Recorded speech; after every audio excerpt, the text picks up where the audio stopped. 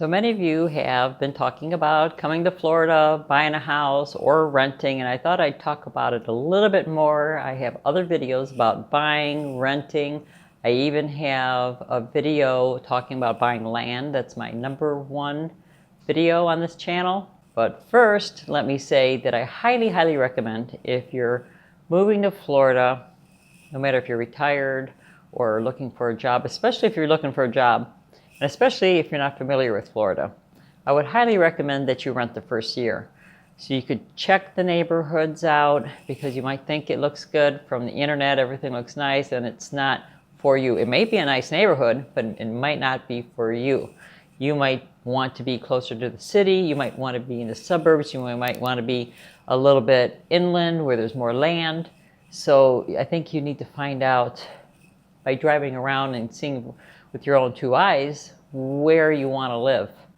Now, of course, if you've been down here every year for the last 20 years, you know where you want to live. Many of you are retiring, and I say about half of you have told me that you have no intention of buying another house. You're tired of cutting grass and taking care of a house and prefer a condo or a trailer or renting, and I'm all for that. So whatever is good for you is good for me, because I have found that there is really no one right way of doing something, not one right way of living this life. When we first moved to Florida, we decided to rent. I had no intention of buying another house.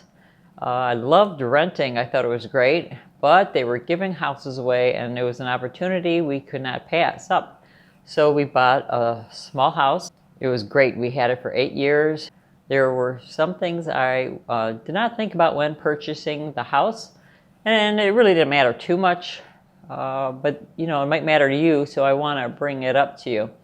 The one big thing for me was that we had one option for internet service. I did not think of that, because we were north of this one main street, and the other internet options were on the other side of the street. So I might have bought a block towards the other direction if I would have known, because I do work online, and I would have liked to have other options. And the other thing I'm glad I did do was we were driving around the neighborhoods just looking, because at first I was not even really thinking about buying, but like I said, I saw the prices and I told Rick, hey, let's just go driving around. I thought it would be like a really bad neighborhood or something, because they were giving houses away back then for 20, 30, 40, 50, 60,000. Pool house was 80,000. Nice houses. And so I found this one little neighborhood. I found this house, and this guy was outside, and I stopped and introduced myself. He was the nicest guy ever. And then his wife comes out, and they were really nice people. And then I was able to ask them about the neighborhood. And that's what I recommend, is that you drive around. If you see people outside, introduce yourself, let them know that you're looking to maybe buy a house, and you were just wondering how you liked the neighborhood. And so it turns out the older couple I was speaking with became my neighbors for 8 years and became very good friends. And so I'm glad I did stop and say hello and introduce myself, because I think too many people don't know their neighbors anymore, and you move in and then all of a sudden you have a Party Central next door, and that's not what you're looking for. Or you're Party Central and the neighbors next door complain about you. So you have to find what fits your lifestyle. The other thing that you may or may not think about when purchasing a house, especially out of state, sometimes when you're in your own state, you really know better, because you know this neighborhood has, I don't know, well water, and in the north, maybe your dirt, your earth is conducive to septic tanks, and you don't have any issues, and you don't have any flooding and any of that. But when you move to another state, it could be any state really, the land's different, the dirt's different, flooding zones are different. So it's kind of a good idea to check to see if you're looking at septic tanks. Are you looking at, city water, well water? And sure, you're going to have some people that say they have no problem with well water, and then you have other people saying their pipes are getting destroyed after a few years and they have to keep fixing things, or people with septic tanks. And I could tell you that I've seen plenty of houses that were only 15, 20 years old, not even 20, like 15 years old, having their septic tanks replaced. You'd hate to move into a brand new house using all your money and then finding out you need to put $10,000 into a septic tank, maybe even a new leach field. Air conditioners don't last as long down in Florida as up north, and they're different. At least it was different than my house in Ohio. We had a ranch up in Ohio out in the country, and we used propane. Down here, our house was an hour from where I am now, south, and I think we used the electric heat maybe 2-3 times at night in the winter a year. I mean, so I don't use it a lot. But in general, you'll run your air conditioner most of the time. So it's something to think about when you're purchasing the house to make sure it's not too old. The air conditioner, septic tank, and the roof. Those are probably the most expensive items on a house that you really should look into, because I was shocked when we had to replace our roof on our house. It was in 1992, and it was expensive. Prices have gone up considerably as far as roofing goes, so the bigger the house, the more expensive your cost of your roof will be. So, and I know people are making fun of my accent. They say I have an accent. I didn't know I had one, but they make fun of how I say roof, roof, roof. I'm not sure. Some people say roof. Well, it's okay. It doesn't bother me if people want to make fun of how I say certain things. I come from the Midwest, but I moved around, so I probably been picking up little different accents along the way. So down here in Florida, you'll get people from Boston, you'll get people from Canada, you'll get people from, you know, all over the world. So you kind of end up with a mixture of accents after living down here a little bit. I noticed it in my videos that some words are changing, so that's kind of weird, but that's what I'm saying, and that's what people are telling me. So very interesting topic. That's for another day. If you find a house that you really, really like, check the water pressure. Make sure there's not an issue with that, because if you like a hot shower and you like pressure and you got water dribbling out, boy, that could be definitely a deal breaker. And if you bought the house and you didn't know it, that's bad. One of the big things I will tell you, I highly, highly recommend you don't buy a wood house. Where we lived in Northport, Sarasota County, southern Sarasota County, most of the houses were block, but I noticed here in the Tampa Bay area, there's quite a few that are made out of wood. I've seen quite a few houses that were tented for termites. Yes, they look like circus tents. They put it over your house to get rid of the termites, because I don't know what they do in there. They, kill off the termites, but they have to tent your house like a circus tent. And I've never seen so many. But in Tampa Bay area, there's not as many block houses as in Northport. Most of the houses down in southern Sarasota County are block. So I really like that. Not only for the termites, but I like it for the hurricanes, high winds that come through. I think you'll sleep better at night. So keep that in mind. If you could find a house that's block, even if it's smaller, you're better off with all block. Same with fences around the house. If it's wood, you might attract those termites. So I wouldn't put anything wood around your house. And one of the other good things to watch out for, and one of our viewers here suggested this, and I also agree, is drive around when it's raining, because this way you'll see what floods, because it does not have to be a flood zone for an area to be flooded, roads to be flooded, because you'd hate to have a house, even though your house might not get flooded, your road might get flooded, and you can't go anywhere on a summer heavy rain. I see a lot of roads that just get flooded just from your simple summer rain, and if you have a low-lying car, it's hard to get through. Of course, if you have a truck, it's better and it's easier to get around. So, just one of those little things you want to look at. Or it could be a big thing. If you got to get to work and you can't get out of your driveway, that's a huge thing. Also, I would highly recommend that you actually take the drive from the house you would like to buy to where you think you're going to work, or to the beach if that's where you think you're going to go, because some people will tell you it's only 20 minutes to the beach, or 10 minutes to the beach, or 20 minutes to work, and it turns out to be 45 minutes, an hour. And with traffic, who knows how long. Traffic's really bad during rush hour. I find in the Tampa Bay area, St. Petersburg especially, when it's not rush hour, I get by with no problem at all, because I don't like driving, and I was going to take the bus more often because it's like right here on my street. and it's very comfortable with air conditioning, new seats. It's very comfortable. Their public transportation in St. Petersburg area, Pinellas County. But I find myself driving because there's nobody on the road during work hours. Now, rush hour is another story. So if you're getting out of work at rush hour, you want to drive that and see if you want to drive as far as you might have to. Or if you're a person who wants to get to the beach, or you think you're going to walk to the beach and it's a lot farther than your realtor is telling you. So those are like, you know, something that you definitely want to take. Because sometimes you get all excited and you're like, oh, that house is great and it's really not that far to the beach. I can walk it, you know, and it's a hot day and you're like 5 houses down and you're like dying from the heat and you're like, there's no way I'm going to make it to the beach. And then you have to get in the car, you drive, and you can't find a parking spot. So those are little things that turn into big things and gets irritating. And then your Florida dream that you had in your head is not exactly the way you wanted it. So again, you found your house, your dream house, at least you think it is. You really need to come at different times of the day, morning, afternoon, evening, maybe in the middle of the night, and see what kind of noise is going on. Are there loud parties that you're not interested in having around you? Is there a railroad track that you didn't realize was there? Is there a dump, you know, a garbage dump nearby and the wind blows and it's coming your way? Or does your neighbor have well water that they're using to water their grass, and that can smell the sulfur? Oh, that could smell really bad.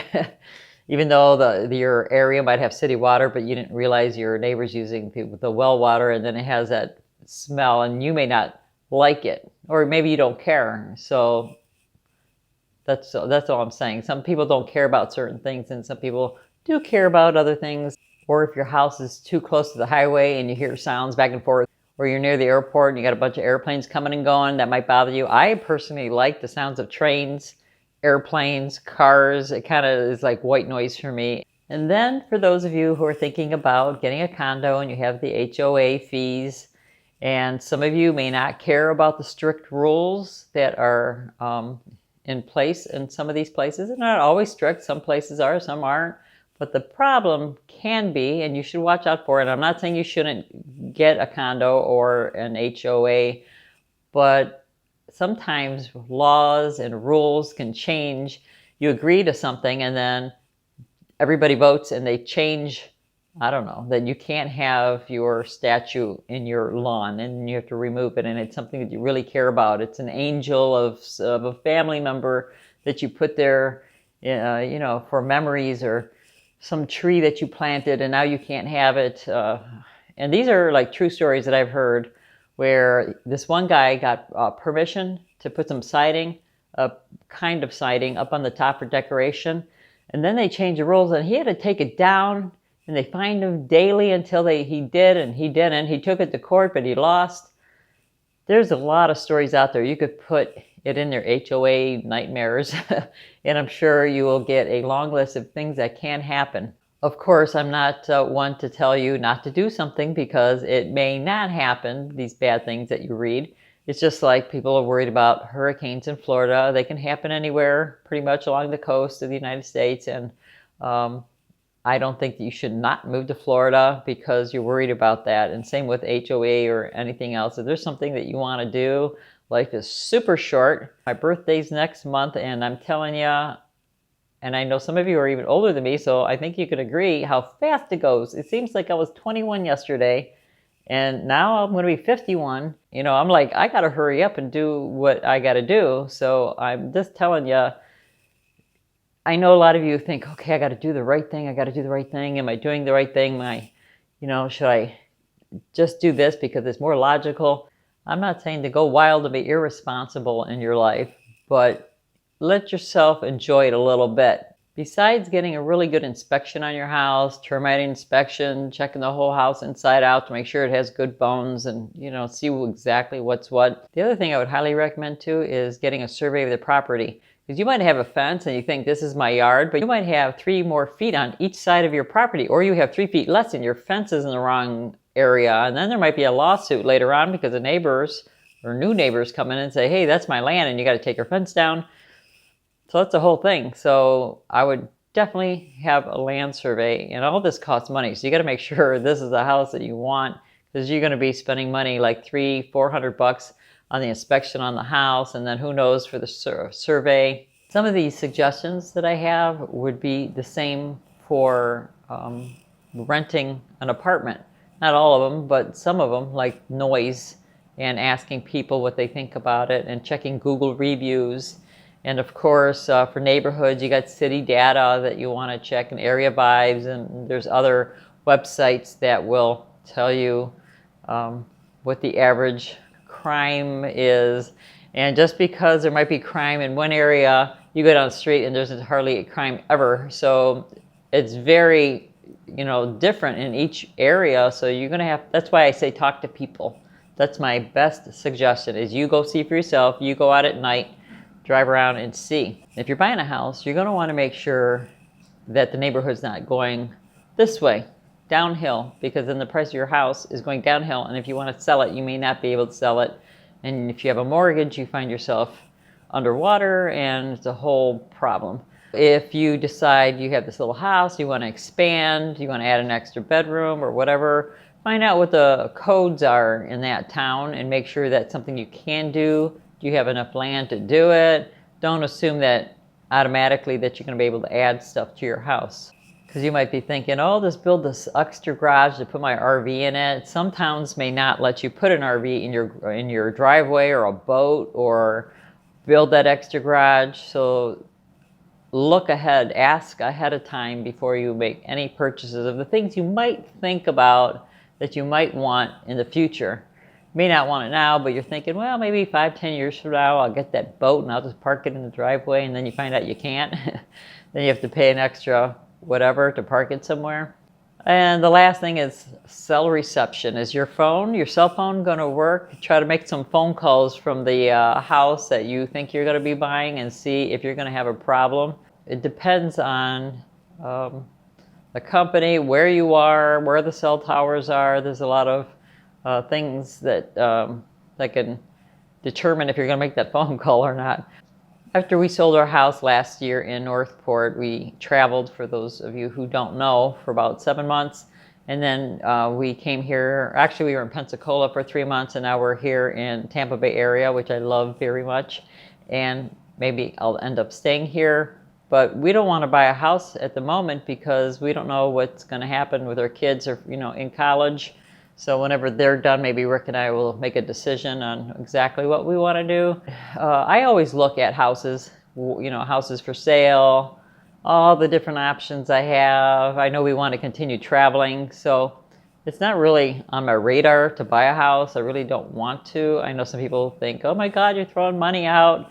I don't look at it that way. And even so, sometimes it's not about the money. It's about the lifestyle you want to live in this lifetime. Like I said, life's short. I know we've had houses our whole lives, and it took us, a lot of work to upkeep it and pay for roofs and air conditioners and propanes and tax insurance and all that. And I'm not saying I loved our houses, both back in Ohio and here. And we very well may buy another house after kids are done with college, but it's not something that I think we have to do. I know a lot of us grew up thinking, you have to have a house, or, it's not a good thing to rent. But I tell you what, there's some nice apartments, and it depends how much money you have, of course, to spend. I got to tell you, a lot of apartments down here in Florida are really nice, as far as most of them, or many, I don't want to say most, many of them have swimming pools, workout rooms.